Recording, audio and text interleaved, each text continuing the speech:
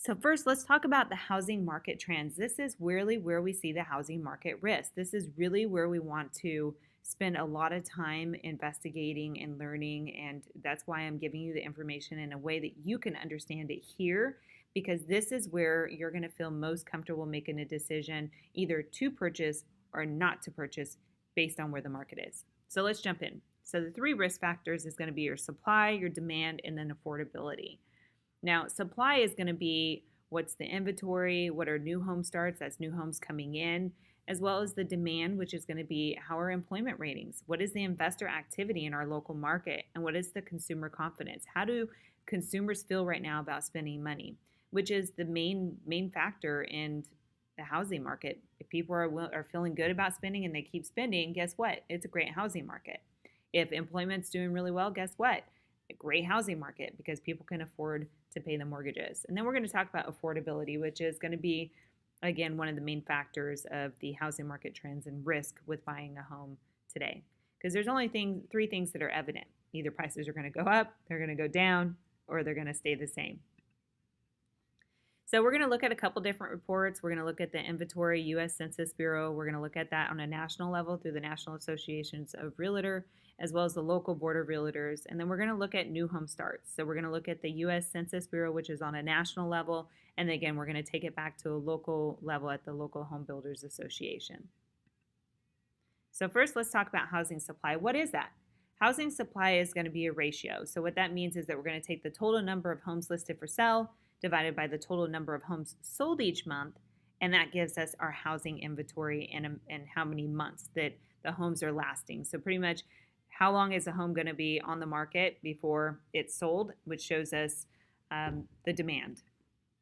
So we're going to look here first, and this is going to be from the Harvard Joint Center of Housing Studies. And what we're looking at here is going to be the months of supply for inventory. So you could see here that we're listed at under 4% or we're looking at under 4 here for months of supply. So nationally, we're under 4 months of homes being on the market, which is unbelievable. Because if you even look all the way back from, go all the way back to 2012, we're under six months. So anytime we're under 6 months, you're looking at a buyer's market, which means there's a high demand. So that means that we've been continued all the way through here that we've had a really high demand in housing. And so that is a really good indicator that we're in a very strong housing market. Now let's look at the local level. So this is from the MLS, which is the Multiple Listing Services here locally. And this is just pulled up in Placer County. This shows us the months of inventory. So you can see from September to the last reporting date was February, where we're at as far as how many months the housing was sitting on the market. So you can see we're actually even less now. The demand is really high for housing. So is it a buyer's market or a seller's market? Again, that's going to be depending on how many months of inventory that the house is sitting there. So you can see 6 months is a balanced market. And if we go back to the slide that we were looking at previously, nationally, we're under 6%, we're at 4%, and then locally you can see we're under 2 months. So we're in a really strong buyer's market. So again, here, if you're under 6 months, you're in a buyer's market or a seller's market. I'm sorry, we're in a seller's market under 6 months. I realized I just said that backwards. And then anything over that's a buyer's market. So that means really high demand when it's a seller's market, and then really high supply when it's a buyer's market. So let's talk about the difference with certified mortgage planning specialists. Now, if you are in a high demand market, you need to make sure that you're utilizing the right products, tools to get the highest amount of offer in, but still be reasonable in the amount that you've budgeted for in your spending plan. So what this means is we just take two basic scenarios. So you can go to a regular loan officer and they say, okay, you're approved at $200,000 with 5% down plus closing costs, and here's your estimated payment at $1,289 or $1,286. Now, as a certified mortgage planning specialist, we're always going to be looking at ways to be most competitive for you to put in an offer, but still, again, fit in your spending plan. So knowing different options, I would suggest that we go with a 3% down, and that would be at a $210,000 purchase price. And you can see here your payment doesn't go up much. It goes to $1,298. Now, the difference between every 10,000 finance, you're going to be looking normally at about $60, and you notice this isn't. That's because there's different ways that we can structure a mortgage to make sense for you and your out of pocket and get you to a lower payment. But again, you got to be working with someone that's creative with mortgage planning.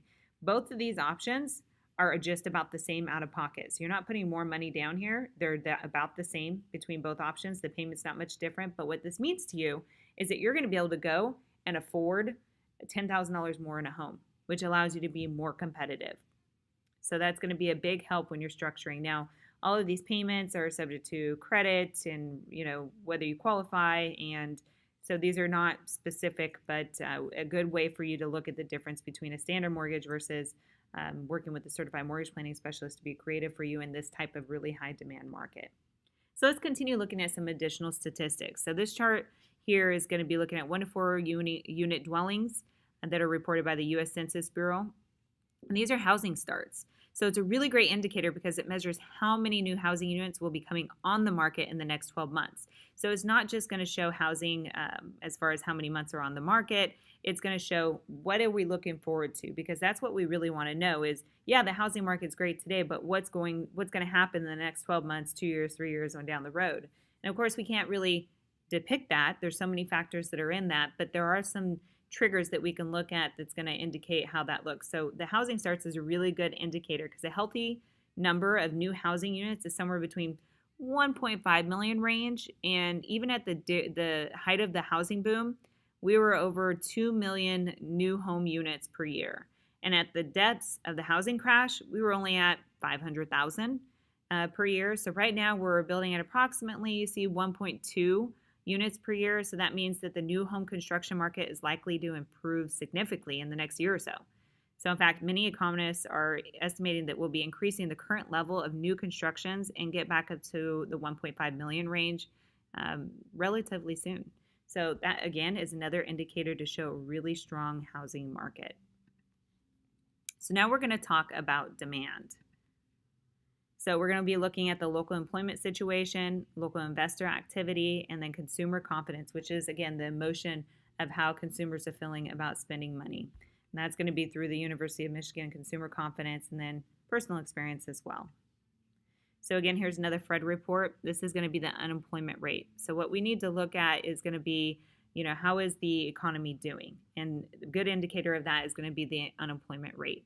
This goes all the way back to the 1950s, but you can see that during the recession of the 1990s, how the prices suffered and went down. And then once the economy improved in the 1990s, housing prices went back up again. And during the latest recession, the unemployment rate went up dramatically and the housing market suffered as well.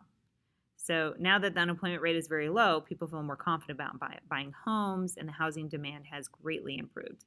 In fact, the employment situation hasn't been this favorable since, 2005, 2006. You can see we're only at 4.1% employment rate on the national level here. Really good for unemployment, which means the economy is doing great. Now we're going to be looking at the unemployment rate here in California. You can see it's at 4.3, so a little bit higher, but still amazing, doing amazing on the unemployment rate there. Went from a peak, up here 12.3 during the height of the recession, and now we're down to 4.3. So that's how people say, I don't want to go through the crash again. Well, look at the information here. You could see that completely different market and policies in place to ensure that that doesn't happen again. Before, people were in adjustable rate mortgages, so when they lost their job, not only did they lose their job, but their mortgage payments often went up triple because they're on adjustable rate mortgages, and that's not the case anymore. So now we're going to be looking at the JOLTS report. This is actually even a better estimate to look at than even the unemployment rate. And the reason why is because the unemployment rate takes into account people that really aren't looking for a job or don't want a job. And so this one here at the JOLTS report shows how many job openings there are. Now look at this. I mean, from the crash, look how crazy it went up here and how amazing we're doing. This is really good report numbers here to show that there's tons of jobs that are still open, which alleviates us going through another crash, because what stimulates the crash is, people losing their jobs, not able to afford the homes and all of that. So we're doing really good in a really great market right now. This one here, you're going to be looking at consumer sentiment. So this shows us how consumers are feeling about the market. And it becomes apparent when we look at this sentiment report that a consumer sentiment reading above 80 is strong and a reading above 90 is very strong, and we're at 99.7.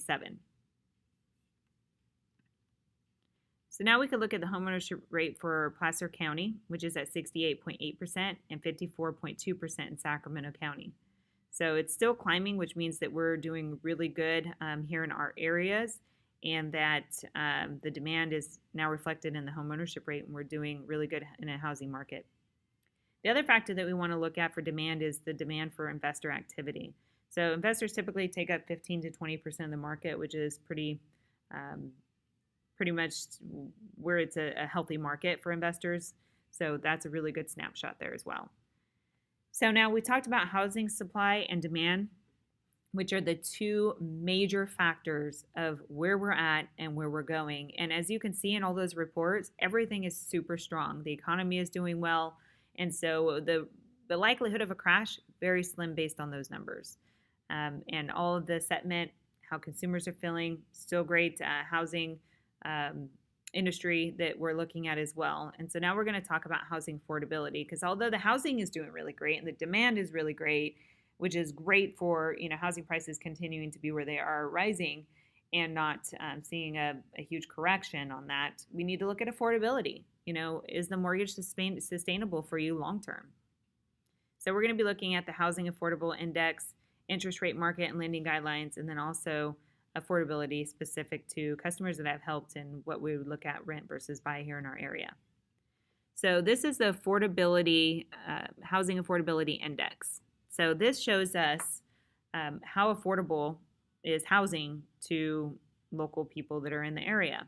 And so we're going to look at how many people can afford housing and mortgages, or mortgages specifically. Now, when you're looking at this number here, 100 means that a family with a medium income has exactly enough income to qualify for a mortgage that is the median price for the home in the area. So anything over that means that that's additional income that they have, so it is affordable. So you could see here it's 163 is what we were rating at in January, which means that they still have over 63% available past the median income. So that is really good. And again, this is based on different factors. They take the information from conventional financing, 80% and medium period of existing single-family homes on it. But that is a really good indicator that the housing affordability is still affordable in the area. Now, there are different areas, of course, and income range and things like that. But in the 1990s, the affordable index was generally between 120 and 140. And we're at 163. In the housing bubble, it hit a low of under 100 because people couldn't afford their homes. So this makes today's reading of 163 range very affordable by historical standards, which is a really good indicator. Now we're going to look at average price appreciation from 1989 to 2017, because one of the concerns is, well, that's great that we're going so high now, but at some point, it's going to correct, and what are we going to do? We're not going to have the appreciation. And so again, the only way that we can judge the future is by looking at the past. And so this chart is going to show changes from housing during, all the way back to 1989. So even taking into account the huge decline in house prices from 2007 to 2011, average rate of annual house price appreciation is still over 3.76% per year. So that's really good.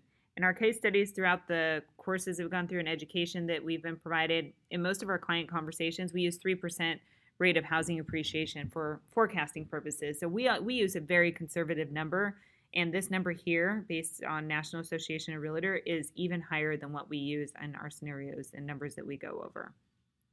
So again, we just addressed all of the fears out there. And again, a fear comes from not having enough education and not knowing enough about the market. So I hope that going over all of this, that you feel more comfortable. But again, if you have questions, please reach out to me. I'm more than happy to go over your specific questions with you as well.